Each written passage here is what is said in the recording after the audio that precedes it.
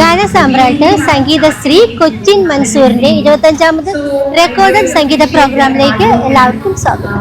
ഞങ്ങളുടെ ARS media production ചാനലിലെ പ്രോഗ്രാംസൊക്കെ ഇഷ്ടപ്പെടുവാണെങ്കിൽ എല്ലാവരും ലൈക്ക് ചെയ്യണം, സബ്സ്ക്രൈബ് ചെയ്യണം, നിങ്ങളുടെ കമന്റുകളൊക്കെ രേഖപ്പെടുത്തണം. അത് ഞങ്ങൾക്ക് ഒരുപാട് സപ്പോർട്ട് ചെയ്യും. അപ്പോൾ തുടങ്ങാം.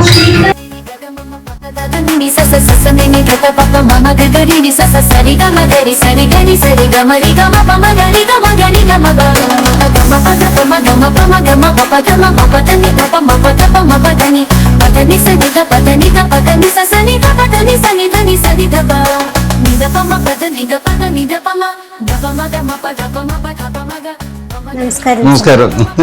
സാറിന്റെ വീട്ടിലാണ് ഞങ്ങളിപ്പോ.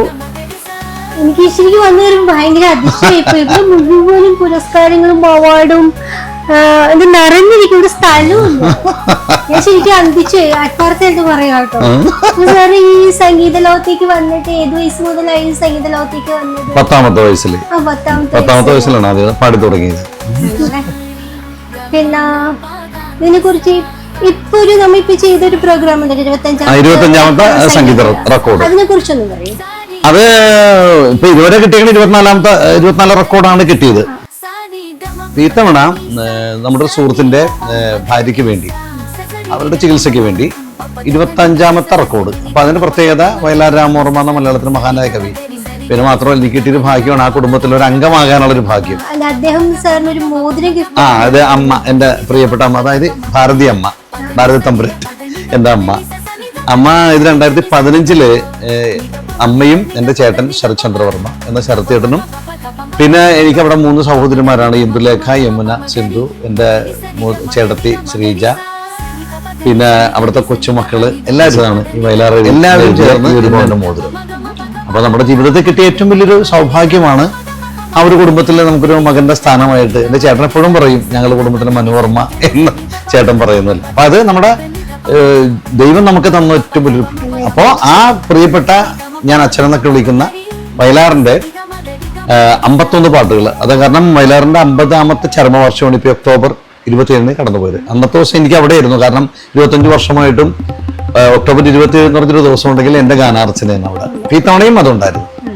അപ്പൊ അദ്ദേഹം എഴുതിയ 51 ഗാനങ്ങള് നമ്മുടെ പ്രിയപ്പെട്ട ദാസേട്ടനും ജയചന്ദ്രൻ ചേട്ടനും പാടിയ 51 ഗാനങ്ങൾ 5 മണിക്കൂറാണ് ഇപ്പൊ ബൈഹാർട്ട് പാടി 25ാമത്തെ റെക്കോർഡ് ഇട്ടത്. ഇപ്പൊ ഈ കഴിഞ്ഞ നവംബർ 27 വ്യാഴാഴ്ച തൃപ്പൂണിത്തുറ ലായം കൂത്തമ്പലത്തിൽ നടന്ന പരിപാടി. സംഗീത മേഖലയിലേക്ക് വരാനൊരു റീസൺ ഉണ്ടാവുമോ? താല്പര്യത്തിന് മാത്രമല്ല, എന്റെ ഉമ്മ പഴയ പാട്ടുകാരിയായിരുന്നു. എന്റെ ഉമ്മ പഴയ മാപ്പിളപ്പാട്ടുകാരി. ഉമ്മയുടെ ഒരു താച്ചി എന്നാണ്, ഒരു താച്ചി ഉമ്മ എന്നാണ് വിളിക്കുന്നത്. അപ്പൊ ഉമ്മയും ഉമ്മയുടെ ചേട്ടത്തി സൈനബ, ഇവർ രണ്ടുപേരും ഒന്ന് പാട്ടുകാരി. അപ്പൊ എന്റെ ഓർമ്മയിലൊക്കെ ഒരു 71-72 കാലഘട്ടത്തില് അന്ന് ഈ മുസ്ലിം കല്യാണ വീടുകളിൽ കൊച്ചിയിലും അതുപോലെ എറണാകുളം ഒക്കെ നടക്കുമ്പോൾ തലേ ദിവസം മണവാട്ടിനെ എടുത്തിട്ട് ചുറ്റും ഇരുന്ന് പാടുന്ന ഒരു കാര്യം അന്ന് ഉണ്ടായിരുന്നു. എല്ലാവരും പ്രായമുള്ളവരൊക്കെ ഇരുന്ന് അന്ന് ഒപ്പന എന്ന് പറയുമ്പോൾ അന്ന് കൈകൊട്ടി പാട്ടെന്നാണ് പറയുന്നത്. അപ്പൊ ഉമ്മയാണ് ലീഡ് ചെയ്ത് കൊടുക്കുന്നത്. അപ്പൊ ഉമ്മ പാടുമ്പോ അതിന്റെ ഒരു കൂടെ നിൽക്കുന്ന ഒരു 16 പേരുള്ള ഉമ്മയുടെ പ്രായക്കാരൊക്കെ ഉണ്ട്, അവർ ഏറ്റുപാടുന്നു. അതൊരു ചടങ്ങായിരുന്നു. അന്ന് മൈലാഞ്ചി എന്ന് പറഞ്ഞൊരു ചടങ്ങുണ്ടായിരുന്നു. കല്യാണം വിളിക്കുമ്പോൾ മൈലാഞ്ചിയും കൂടി വിളിക്കണം, ഇല്ലെങ്കിൽ കല്യാണത്തിന് ആരും വരില്ല. അന്നൊരു കാലം അതെന്നത്. അപ്പൊ തലേ ദിവസം വൈകിട്ട് ഒരു 2 മണി 3 മണിക്കാണ് മൈലാഞ്ചി ചടങ്ങ്. മണവാട്ടിനെ കൊണ്ടുവന്നിരുന്നത്. അപ്പൊ മണവാട്ടി എന്നത് പോലെ ഒന്നുമല്ല, ഇങ്ങനെ നാണിച്ച് ഇങ്ങനെ സാരിയൊക്കെ ചുറ്റി ഇങ്ങനെ ഇരിക്കണം. ആ ഒരു കാലത്ത് അപ്പൊ അവർക്ക് ചുറ്റുവരുന്ന മണവാട്ടിനെ പ്രകീർത്തിച്ചുകൊണ്ടുള്ള മാപ്പിളപ്പാട്ടുകളും. അപ്പൊ ഉമ്മയുടെ ഒപ്പം ഇങ്ങനെ കൈപിടിച്ച് ഞാനും ആ ചെറുപ്പത്തിലെ പോകുമായിരുന്നു. അങ്ങനെ ഉമ്മയിൽ നിന്നാണ് എനിക്കത് കിട്ടുന്നത്. അപ്പൊ ശരിക്കും പറഞ്ഞാൽ ഗുരുസ്ഥാനത്തെ കാണുന്നത് ഉമ്മ തന്നെയാണ്. ആ ഉമ്മയുടെ ഒരു ഇതാണ് എനിക്ക് കിട്ടിയത്. പിന്നെ അങ്ങനെയാണ് 10ാമത്തെ വയസ്സിൽ സ്റ്റേജിൽ പാടി തുടങ്ങി. പിന്നെ സ്റ്റേജിൽ പാടി തുടങ്ങി, സ്റ്റേജിൽ പാടി. പിന്നെ അത് മത്സരവേദികളിലായിരുന്നു ആ കാലത്തൊക്കെ. അന്ന് പാടിയ പാട്ട് ഇതുപോലെ വയലാർ അച്ഛൻ എഴുതിയ പാട്ട് കാളന്തി കാളന്തി എന്നുള്ളൊരു പാട്ടായിരുന്നു. അത് ഈ 2 ദിവസം കൊണ്ട് ഇപ്പൊ തൊണ്ടയ്ക്ക് സൂരിപ്പം ഡോക്ടറെ പോയി കണ്ടു. കാരണം തുടർച്ചയായിട്ട് പ്രോഗ്രാം ഉണ്ടായിരുന്നു. ഇന്നലെ പാണാവള്ളിയിലായിരുന്നു പ്രോഗ്രാം. ഇന്നിപ്പോ ഇന്ന് പോയി ഡോക്ടറെ കണ്ടിട്ട് ഒന്നും നാളെ ഉണ്ട്. അപ്പൊ അന്ന് ദാസേട്ടൻ പാടിയൊരു പാട്ട്, അത് കാളിന്തി കാളിന്തി കണ്ണന്റെ പ്രിയ സഖി കാളിന്തി രാസവിലാസവതി രാഗിനി രാധയെ പോലെ നീ ഭാഗ്യവതി കാളിന്ദേ കാളിന്ദേ. ഇതാണ് ആദ്യമായിട്ട് ശ്രുതി പാടുന്നത്. സാറിന് ഏതൊക്കെ അവാർഡ് കിട്ടിയിട്ടുണ്ടെന്ന് ചോദിക്കാനേ പറ്റാത്ത ഏറ്റവും വലിയ അവാർഡ് എന്ന് പറയാനായിട്ട് ഇനിയിപ്പോ എനിക്ക് കിട്ടാനുള്ള ഇനി അതിനപ്പുറം ഒരു അതാണ് ഞാൻ പറഞ്ഞത്. വയലാർ എന്ന വലിയ മഹാനായ വയലാർ അച്ഛന്റെ ആ കുടുംബത്തിൽ നിന്ന് എന്റെ പ്രിയപ്പെട്ട അമ്മയും ഇത്രയും പുരസ്കാരങ്ങൾ ഏതൊക്കെ പോലെന്ന് ചോദിച്ചത് ഇതിനു വേണ്ടി തന്നെ ഒരാഴ്ച വേണ്ടി വരുമെന്ന് എനിക്ക് തോന്നുന്നു. കുറച്ചൊക്കെ പറയാം. കാരണം നിറച്ചു ഇതെല്ലാം ഞാൻ പറയാം ദൈവ അനുഗ്രഹം, നമ്മുടെ കഴിവല്ല. ഇപ്പൊ ഇത്രയും പാട്ട് ഇങ്ങനെ ഗാന സാമ്രാട്ട് തന്നെയാണ്. അപ്പൊ ഏറ്റവും കൂടുതൽ പാടാൻ ഇഷ്ടമുള്ള ഒരു പാട്ട് അതിപ്പോഴും ചോദിച്ച കൺഫ്യൂഷൻ ഏത് പാട്ട്. പക്ഷെ എന്നാലും ആളുകൾക്ക് ഇഷ്ടമുള്ള ചിലപ്പോൾ ചന്ദ്രകളഭം, മനുഷ്യമതങ്ങൾ സൃഷ്ടിച്ചു, സന്യാസിനി, ഇത്തരം പാട്ടുകൾ ഏറ്റവും കൂടുതൽ ആൾക്കാർ ചോദിക്കുന്ന പാട്ടുകളാണ്. അതാണ് ഏറ്റവും കൂടുതൽ ചില വേദികളിൽ ഏറ്റവും കൂടുതൽ ചോദിക്കുന്നത്. അതെല്ലാവർക്കും അറിയാം. 1000 പാദസരങ്ങൾ, ഇതൊക്കെ ആൾക്കാർ ചോദിക്കും. പിന്നെ വ്യത്യസ്തമായിട്ടൊക്കെ ചോദിക്കുന്ന ചില ആളുകൾ ചില സ്ഥലത്ത് നിർത്തുമ്പോൾ വ്യത്യസ്തമായിട്ട് ചില പാട്ടുകൾ. എനിക്ക് ഞാൻ പറഞ്ഞു നമ്മൾ ഏത് പാട്ടും ആസ്വദിച്ച് പാടുന്നതാണ്. അപ്പൊ ചിലപ്പോ ഏതായിരിക്കും എന്നറിയില്ല. അങ്ങനെ പ്രത്യേക ഇഷ്ടമൊന്നുമല്ല. എന്നാൽ അവര് ചോദിക്കുന്ന ഏത് പാട്ടോ അത് നമ്മൾ കൊടുക്കുക എന്നുള്ളതാണ്. അത്രയേ ഉള്ളൂ. അതെ, നമ്മുടെ പാട്ടുകാർ ഏതാണെങ്കിലും അത് ആത്മാർത്ഥതയോടെ പാടണം എന്നുള്ളതാണ് എന്റെ തത്വം. ആദ്യകാലത്ത് ഞാൻ മിമിക്സ് പാരഡിൽ ഉണ്ടായിരുന്നു ഒരു 18 വർഷത്തോളം. ഇന്നത്തെ നമ്മുടെ പ്രിയപ്പെട്ട അബി, നാദർഷ, ദിലീപ്, നമ്മുടെ പ്രിയപ്പെട്ട ദിലീപ്, നാരായണൻകുട്ടി, ഷിയാസ്, സന്തോഷ്, നന്ദു പൊതുവാള്, നൗഷാദ്, റോജി, ഞങ്ങൾ ഈ ടീമായിരുന്നു അന്ന്. ആദ്യകാലത്ത് ഞാനും നമ്മുടെ സംവിധായകരായ റാഫി മെക്കാട്ടിൻ, കലാഭവൻ അനീഫ് മരിച്ചുപോയത്. ഞങ്ങൾ 4 പേരും ആദ്യം. അതിനുശേഷമാണ് പിന്നെ ഞങ്ങൾ കൊച്ചിൻ ഓസ്കാർ, കൊച്ചിൻ സാഗർ എന്ന ട്രൂപ്പിൽ വർഷങ്ങളോളം ആ ട്രൂപ്പിലായിരുന്നു. പിന്നെ പാട്ടും ഇതും കൂടെ ചോദിച്ചു പോകാൻ പറ്റാത്ത വന്നപ്പോഴാണ് മിമിക്രിക്ക് തൽക്കാലം വിട പറഞ്ഞത്. ഇതിൽ മാത്രം നമ്മളെ ഒരു കാര്യം പറയാൻ പറഞ്ഞു പോയിട്ട്, ഇത് ഏറ്റവും വലിയൊരു കാര്യമുണ്ട്. ഇത് ഷൂട്ട് ചെയ്തുകൊണ്ടിരിക്കുന്നത് എന്റെ പ്രിയപ്പെട്ട സുഹൃത്ത് ഷാജി. വർഷങ്ങൾക്ക് മുമ്പ്, അതായത് ഒരു 35 വർഷങ്ങൾക്ക് മുമ്പ് ഞങ്ങൾ ഒരുമിച്ച് പ്രോഗ്രാം ചെയ്തിട്ടുണ്ട്. ഒത്തിരി ദൂരദർശനിലെ പ്രോഗ്രാമിൽ ഞങ്ങൾ കോമഡി സ്കെറ്റൊക്കെ ചെയ്തിട്ടുണ്ട്. ഷാജി അവർകൾ നല്ലൊരു ക്യാമറമാൻ, അന്നും കഴിവുള്ളൊരു കലാകാരനാണ്, ഇന്നും അത് ചെയ്തുകൊണ്ടേയിരിക്കുന്നത്. അപ്പൊ ഞാൻ കൂട്ടത്തിലേത് വിട്ടുപോട്ടെ, ഞാൻ അദ്ദേഹത്തോട് സോറി പറയുകയാണ്. അദ്ദേഹമാണ് കൃത്യമായിട്ട് ഇത് കവർ ചെയ്തുകൊണ്ടിരിക്കുന്നത്. അപ്പൊ നല്ലൊരു കലാകാരനാണ്, അതിനേക്കാളപ്പുറം നല്ലൊരു മനസ്സിന്റെ ഉടമകളാണ്. ഇപ്പൊ ഷാജി അവർകളോടും ഈ അവസരത്തിൽ എന്റെ നന്ദി അറിയിക്കുന്നു.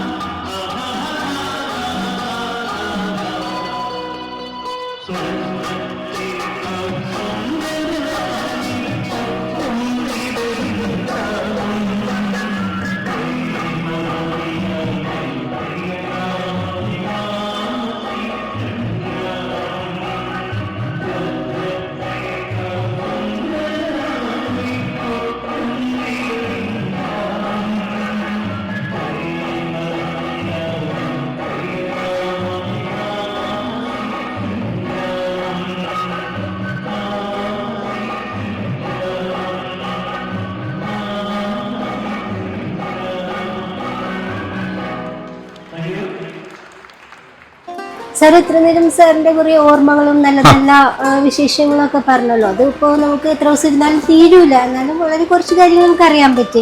ഇനിയിപ്പോ സാറിന്റെ ഫ്യൂച്ചറിൽ എന്തൊക്കെ പ്രോഗ്രാംസ് ആണ് പറയുന്നത്? ഒരുപാട് കാര്യങ്ങൾ ചെയ്യണമെന്നുണ്ട് മോളെ. ഇപ്പോ റെക്കോർഡുകൾ ഇനിയിപ്പോ ദേവരാജൻ മാസ്റ്ററുടെ 101 പാട്ടുകൾ 10 മണിക്കൂർ ബൈഹാട്ട് പാടി അടുത്ത റെക്കോർഡ് ഉണ്ട്.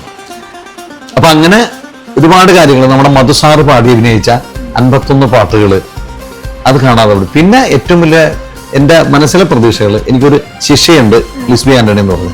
ഞങ്ങൾ രണ്ടുകൂടെ ക്ലബ് ചെയ്തുകൊണ്ട് മലയാളത്തിന്റെ നാടക ലോകത്തൊക്കെ അവസരമായിട്ടുള്ള ഒരുപാട് കലാകാരന്മാർ നമ്മുടെ പല സ്ഥലത്തുണ്ട്. ഇന്നാരും തിരിച്ച അവർക്ക് മാസം നമ്മൾ ചെന്ന് അവർക്കൊരു കൈനീട്ടം കൊടുക്കുക, അവരെ ആദരിക്കുക, അവരുടെ വീട്ടിൽ പോയി.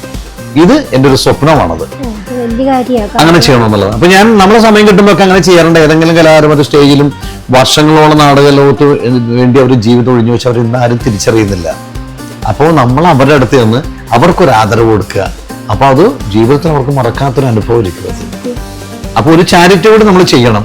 നമ്മള് നമുക്ക് വേണ്ടി മാത്രമായിട്ട് ജീവിച്ചിട്ട് കാര്യമില്ല, മറ്റുള്ളവർക്ക് കൂടി ഉപകാരപ്രദമാകുമ്പോഴാണ് നമ്മുടെ ജീവിതം കൊണ്ട് എന്തെങ്കിലും കാര്യം നമുക്ക് മനസ്സിലാക്കാൻ പറ്റും. അപ്പൊ അതുകൊണ്ട് അങ്ങനെ ഒരു ചിന്തയാണ് ഇപ്പം നിൽക്കുന്നത്. ദൈവം അനുഗ്രഹിച്ചാൽ തീർച്ചയായിട്ടും അങ്ങനെ ചെയ്യണം.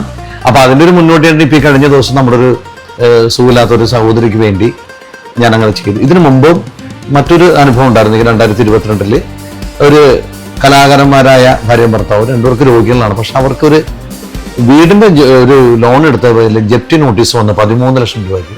അപ്പൊ ജപ്തി വരാനുള്ള ചാൻസ് വന്നപ്പോൾ എന്നോടത്ത് വന്നു പറഞ്ഞു. അപ്പൊ ഞാൻ പറഞ്ഞു എനിക്ക് പൈസയുടെ സഹായിക്കില്ല, ഞാനൊരു പ്രോഗ്രാം ചെയ്തു തരാം എന്ന് പറഞ്ഞ 51 പാട്ടുകൾ, അതായത് മലയാളത്തിലെ 30 ഗായകർ പാടിയ 51 5 മണിക്കൂർ ബൈഹാട്ട് പാടി ഫ്രീ ആയിട്ട് അവർക്ക് ചെയ്തു. അതിലൂടെ 7 ലക്ഷം രൂപയോളം കളക്ഷൻ കിട്ടി. ഇന്ന് അവർക്ക് ആ ജപ്തി നോട്ടീസ് ഇന്ന് അവർക്ക് പിന്മാറി. ഇന്നും അവർ പറയുന്നുണ്ട് ഇക്ക വന്നത് ചെയ്തതിൽ ഞങ്ങൾക്ക് ജീവിതത്തിൽ മറക്കാനാവില്ലെന്ന്. അതുപോലെ നമ്മുടെ കൊച്ചിൻ ഇബ്രാഹിം എന്ന് പറഞ്ഞൊരു പഴയ പിന്നണി ഗായകനുണ്ടായിരുന്നു. അദ്ദേഹത്തിന്റെ ഇതുപോലെ വാടക വീട്ടിലാണ് താമസം. അദ്ദേഹത്തിന് ഇതുപോലെ പൈസക്ക് ബുദ്ധിമുട്ട് വന്നപ്പോൾ ഞാൻ അന്ന് വയലാർ ദേവരാജൻ കൂട്ടുകെട്ടിന്റെ 51 പാട്ടുകൾ 5 മണിക്കൂർ അദ്ദേഹത്തിനും കിട്ടി. എന്നോടൊപ്പം തന്നെ മറ്റു ഒരുപാട് സംസ്കാര സംഘടനയോട് ചേർന്നുകൊണ്ട് നടത്തിയപ്പോൾ അദ്ദേഹത്തിന് 7 ലക്ഷം രൂപ കിട്ടി. ഇപ്പോ അദ്ദേഹം വാടക വീട്ടിൽ നിന്ന് റഷ്യയുടെ പണയത്തിലാണ് താമസം. അപ്പൊ നമ്മുടെ ഈ ചെറിയ ജീവിതത്തിൽ ഇങ്ങനെയുള്ള ചെറിയ കാര്യങ്ങളൊക്കെ ചെയ്യാൻ പറ്റുന്നുണ്ട്. അപ്പൊ അത് ഒരു ഭാഗ്യമായിട്ടാണ് ഞാൻ കാണുന്നത്. ഇനിയും അത് എന്നെ തുടർന്ന് പോകണമെന്നാണ് ഞാൻ ആഗ്രഹിക്കുന്നത്. ചാരിറ്റിയാണ്, നമ്മൾ ചാരിറ്റി ആയിട്ടാണ് ചെയ്തത്. പിന്നെ നമ്മളിപ്പോ ഈ കൊറോണ വന്ന സമയത്ത് ഞാനും എനിക്ക് വേണ്ടി ഒരു ഗ്രൂപ്പ് ഉണ്ട്, ഒരു കൊച്ചിൻ മൻസൂർ വാടാമല, എനിക്ക് വേണ്ടി ഒരു ഫാൻസ് ഗ്രൂപ്പ് എന്റെ പുറകിൽ തന്നെ ഉണ്ടായിരുന്നു. അവരാണ് എൻ്റെ ഒരു 13ഓളം റെക്കോർഡുകൾ എടുത്തത്, അവരാണ് കാര്യം നടത്തിയത്. അപ്പൊ അവരുടെ പേരിൽ ഞങ്ങൾ ഒരുമിച്ച് നിന്നുകൊണ്ട് ഈ കൊറോണ സമയത്ത് ഒരുപാട് അവസരമായിട്ട് കലാകാരന്മാരെ സഹായിക്കാനായിട്ട് സാധിച്ചു. ഇപ്പോഴും അത് തുടർന്നുകൊണ്ടിരിക്കുന്നു. അപ്പൊ അങ്ങനെ ഒരുപാട് കാര്യങ്ങൾ ചെയ്യാൻ പറ്റിയില്ല, നമ്മളെ കൊണ്ട് ചെയ്യാവുന്ന കൊച്ചു സഹായങ്ങൾ എത്തിക്കാനുള്ള ഒരു പ്രയാണത്തിലാണ്. നമ്മുടെ ഈ കൊച്ചു സഹായം എന്ന് പറയുന്നത് അവർക്കത് പിന്നെ അവർക്ക് വലുതാണ്. അതാണ് ഞാൻ ഒത്തുപിടിച്ച മലയും പോലും നമ്മളെ കൊണ്ട് ചെയ്യാവുന്നത് ചെയ്ത പല തുള്ളി പെരുവെള്ളം എന്ന് പറഞ്ഞ പോലെ ഭൂമിയിൽ ജീവിക്കാനുള്ള എല്ലാ അവകാശങ്ങളും അവരുണ്ട്. അതെ തീർച്ചയായിട്ടും.